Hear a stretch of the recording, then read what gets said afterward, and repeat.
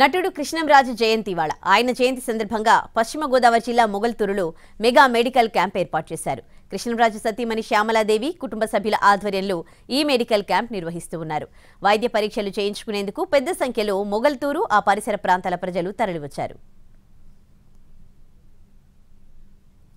పేదలకు విద్య వైద్యం అందాలని కృష్ణంరాజు సతీమణి శ్యామలాదేవి పరితపించేవారని, ఆయన ఆశయాలని తాము కొనసాగిస్తామంటున్న శ్యామలాదేవితో మా ప్రతినిధి మల్లికార్జున్ ఫేస్ టు ఫేస్. మాజీ కేంద్ర మంత్రి రెబల్ స్టార్ కృష్ణంరాజు జయంతి సందర్భంగా మొగల్తూరులో మెగా మెడికల్ క్యాంపు నిర్వహిస్తున్నారు ఆయన సతీమణి శ్యామల గారు. క్యాంపు నిర్వహించడానికి ప్రధానమైనటువంటి reason UK India diabetic food అని ఒక ఫౌండేషన్ స్టార్ట్ చేశారు.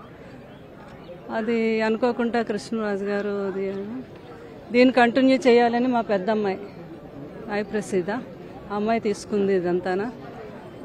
అయితే కృష్ణరాజు గారు పుట్టినరోజు నుంచి స్టార్ట్ చేస్తే బాగుంటుంది. కృష్ణరాజు గారికి విద్య వైద్యం ఆయన లోగడ కూడా ఎన్నో చేయించారు మినిస్టర్గా ఉండి. ఆయన మినిస్టర్గా ఉన్నప్పుడు అలాగే సినిమాల్లో ఉన్నప్పుడు కూడా ఎంత బిజీగా ఉన్నప్పటికీ కూడా మొగల్తూరు వచ్చేవాళ్ళు. ఎవరైనా విద్య విషయంలో కానీ వైద్యం విషయంలో కానీ సాయం కోరి వస్తే ఆయన అనుచరులతో కూడా ఎప్పుడు చేయిస్తాం. ఇప్పుడు అదే కొనసాగించడానికి మీరు ఎటువంటి భవిష్యత్ కార్యాచరణ అనేది చేయబోతున్నారు?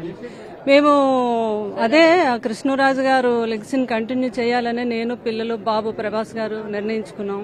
అట్లాంటి ఆపరేషన్స్ మేము ఎవ్రీ ఇయర్ మా ట్రస్ట్ తరఫున 2 చేయించాలని ఫ్రీగా.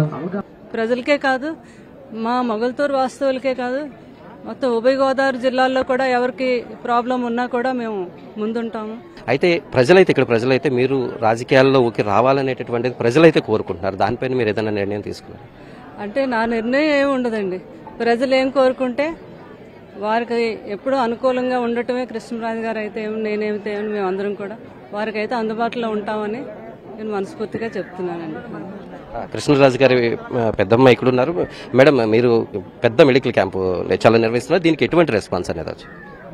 రెస్పాన్స్ అంతా చాలా బాగా వచ్చిందండి. మేము ఎక్స్పెక్ట్ చేసిన దానికంటే చాలా ఎక్కువే వచ్చింది.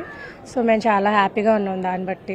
భవిష్యత్తులో ఇక్కడ ఉభయ గోదావరి జిల్లా వాసులకి విద్యలో కానీ అలాగే వైద్యం విషయంలో కానీ ఎటువంటి సాయం అందినా తమ సైన్ నుంచి అన్ని సహకారాలు అందుతాయని ఆమె స్పష్టం చేస్తున్నారు. విడుదల శ్రీనివాస్తో మల్లికార్జున్.